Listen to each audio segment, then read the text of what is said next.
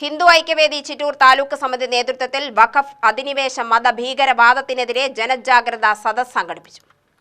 ഹിന്ദു ഐക്യവേദി സംസ്ഥാന general secretary K Shinu ഉദ്ഘാടനം ചെയ്തു. ഭാരത സർക്കാർ നിരോധിച്ചിട്ടുള്ള പോപ്പുലർ ഫണ്ടിന്റെ ഏതൊക്കെ നേതാക്കന്മാരാണ് ജയിലിൽ കിടക്കുന്നത്?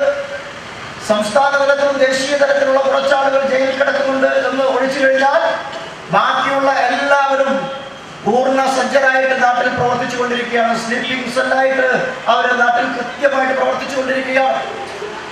കഴിഞ്ഞ ലോക്സഭാ തെരഞ്ഞെടുപ്പ് നടക്കുന്ന സമയത്ത് ഒരുപക്ഷെ നിങ്ങളെല്ലാം ശ്രദ്ധിച്ചിട്ടുണ്ടാവും, KC വേണുഗോപാലുമായിട്ട് SDPയുടെ നേതാക്കന്മാർ, പോപ്പുലർ ഫണ്ടിന്റെ നേതാക്കന്മാർ ചർച്ച നടത്തിയിട്ടുള്ളത്.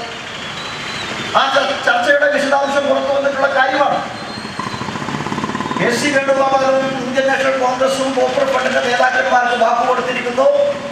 ആ ലോക്സഭാ തെരഞ്ഞെടുപ്പിന്റെ സമയത്ത് വാക്ക് കൊടുത്തത് ഈ വർഷം രാഹുൽ ഗാന്ധി പ്രധാനമന്ത്രിയാവും, കോൺഗ്രസ് അധികാരത്തിൽ വരുന്ന രാഹുൽ ഗാന്ധി പ്രധാനമന്ത്രിയാവും.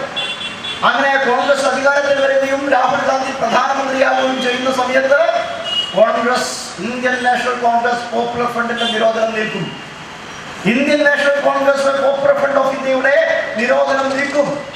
അപ്പോൾ അതുവരെ പ്രവർത്തിക്കാൻ, നിരോധനം നീക്കുന്നത് വരെ പ്രവർത്തിക്കാനുള്ള ഒരു ഒളിമറ എന്നുള്ള നിലക്ക്, ഒരു ഒളിസേവ എന്നുള്ള നിലക്ക്, ഒരു ഇടത്താവളം എന്നുള്ള നിലക്കാണ് പോപ്പുലർ ഫണ്ട് വളരെ വ്യക്തമായിട്ട് മെക്സവൻ എന്ന് പറയുന്ന സംവിധാനത്തെ ഹൈജാക്ക് ചെയ്തുകൊണ്ട് പ്രവർത്തിക്കുന്നത്. താലൂക്ക് പ്രസിഡന്റ് NV ശങ്കർ അധ്യക്ഷനായി. VHP ജില്ലാ joint secretary TA Sivaraman, RSS Kollengode ജില്ലാ സമ്പർക്ക് പ്രമുഖ് TS ഗണേശൻ എന്നിവർ പ്രസംഗിച്ചു. Hindu Aikyavedi Nenmara panchayat committee vice president Sreejith സ്വാഗതവും taluk vice president R Suresh നന്ദിയും പറഞ്ഞു.